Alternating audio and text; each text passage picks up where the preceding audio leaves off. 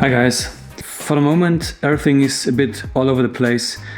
I'm working on 3 videos at the same time, and one of them is about a story of my 964, which will be a bit more cinematic and a bit more like storytelling.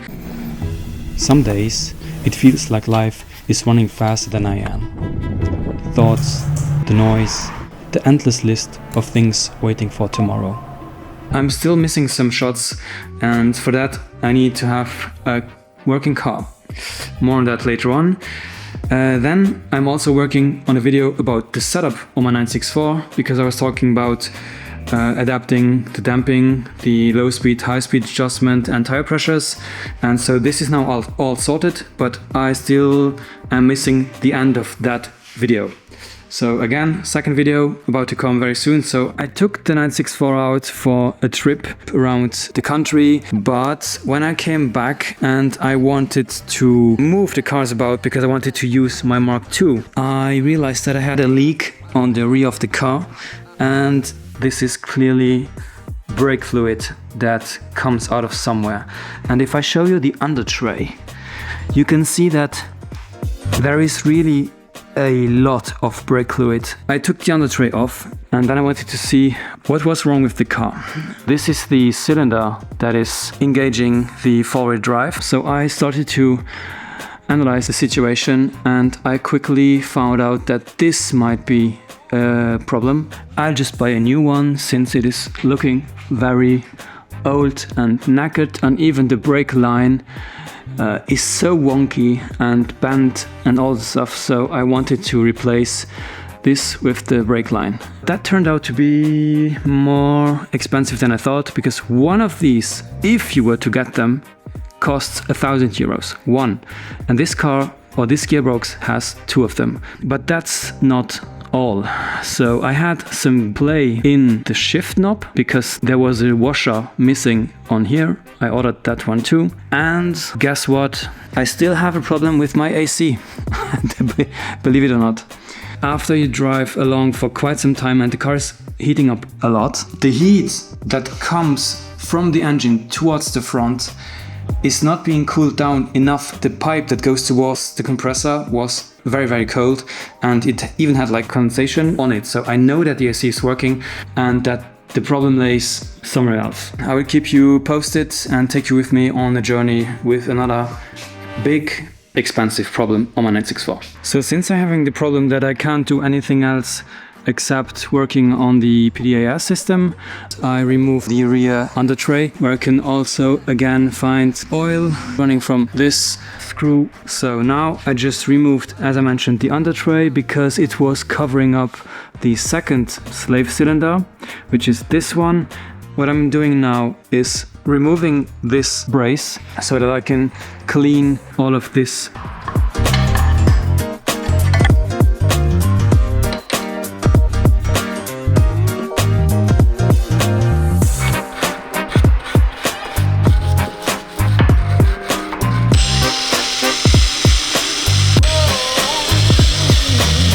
So in all honesty, I didn't even try to film this while working on it, because I thought that taking this out would be an absolute pain, but I managed to get it out with the brake line, and now I'm going to clean this up and see what the actual problem with this cylinder is.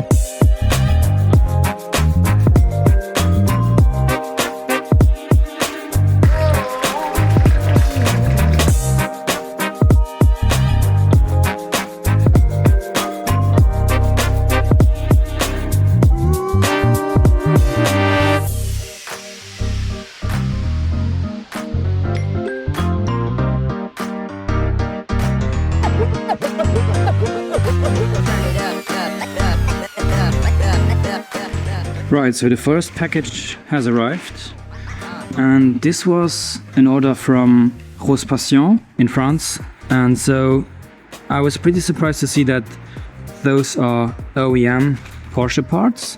I also ordered a new bracket to hold the cylinder in place because the one that was on there was in a pretty rough shape with a new washer and a new screw. So this is how I want to work. All of the parts that I touch, I want to have them new, or at least in the best shape possible.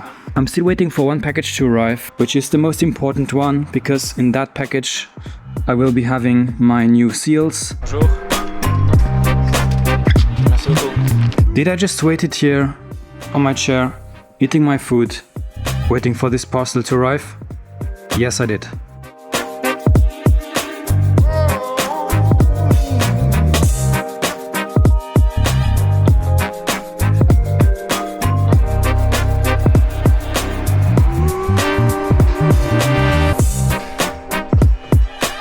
So after almost 1 hour of testing, I finally managed to reassemble one entire slave cylinder.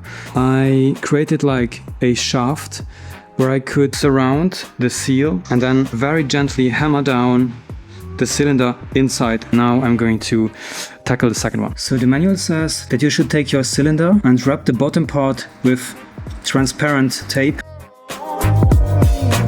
Next up, I'm going to take the new O-ring. I'm going to lube it with some brake fluid, but I'm going to put on some gloves because this is very aggressive stuff. So I'm going to put my O-ring in some brake fluid and then squeeze it over the tape. You can see that it is in the first ridge, which is not good. So I need to move it further down. But without the tape, it would almost be impossible without damaging the seal.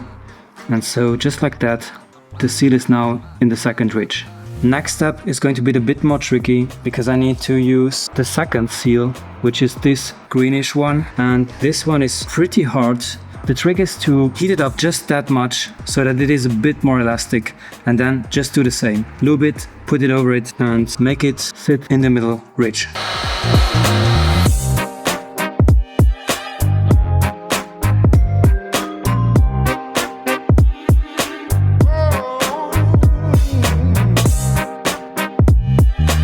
So now I'm going to take off the tape and then make these seals round to fit the cylinder, and especially to make them stay in place while you put it in the cylinder. This was the hardest part, if you ask me.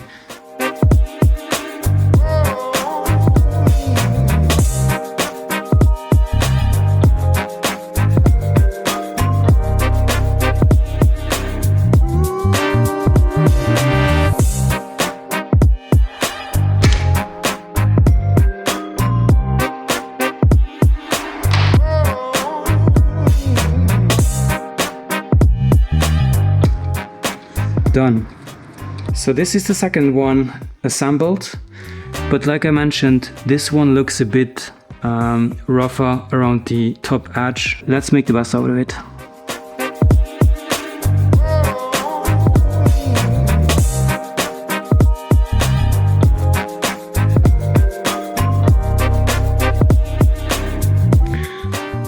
Guys, I know that you hate it when I'm being dramatic, but I just found out something that made me rethink my entire engine rebuild. I just showed you a shot of this cylinder being installed with that plate that I ordered new, which was sitting like this in front of the cylinder. But it looked odd because this was sitting at an angle, and I thought, well, this is not keeping the cylinder in place at all. So I went through the user manual from Porsche and I found a photo where you can clearly see that the plate is not screwed on from this side, and maybe the cylinder being installed the wrong way all the time. So I don't know if this might have been the problem causing the cylinder to explode. It goes between the gearbox and that mounting bracket. I'm glad I figured that out now, but I now have even more trust issues regarding my engine rebuild because they obviously took it out and didn't put it back in the right way. That's very concerning. Next, I'm going to fit that seal and I'm going to install the washer that sits in there with the screw in order to get rid of any sort of vibration and noise that was coming from the shifter.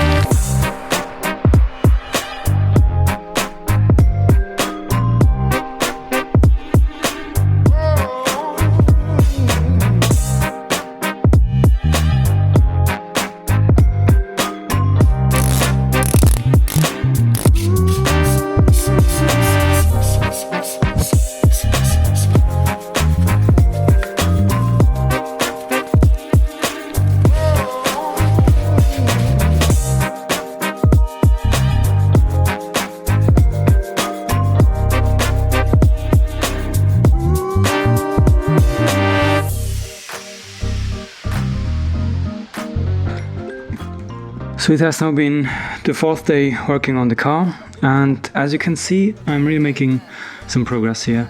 So please don't blame me for the gearbox not being perfectly cleaned, but my friend Murray from Australia, he told me, whilst you're in there, you have to get all of this cleaned. And yeah, cleaning means also making a huge mess.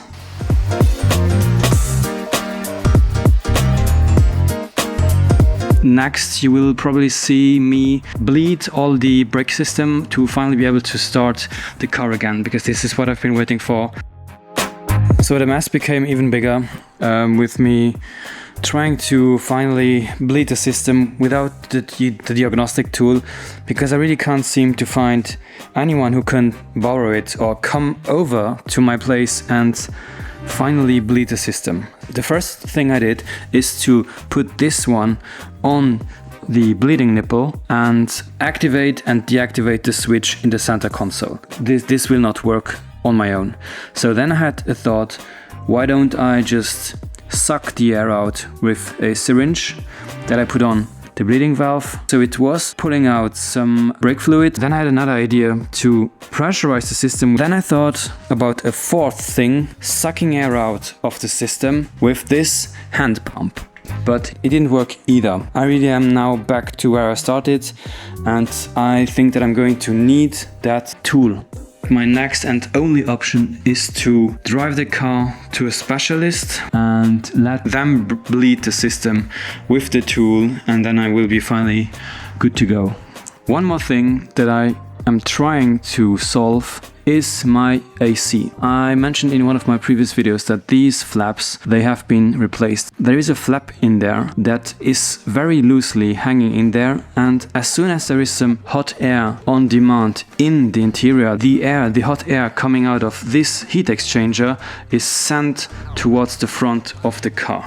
The pipe in the footwell is very hot, and to prevent hot air from going to the front, I just shut off the 2 holes from the flaps, so no hot air will be able to go towards the front. And I have to test the AC while just taking it for a spin and then watch what it does. If it's going to heat up, then there is a leak in the sills where there is like a muffler and another heat pipe. I might have also problem with that pipe. Then I do have another more expensive problem, because this silencer in there costs 700 euros or 800 euros a piece, and to replace them it is a pain in the and I really think about maybe just not using the heater anymore, because I won't be driving the car in the winter anyways, and just have that flaps shut off, but more professionally, maybe by a 3D printed part or something. But for now it is just a test to see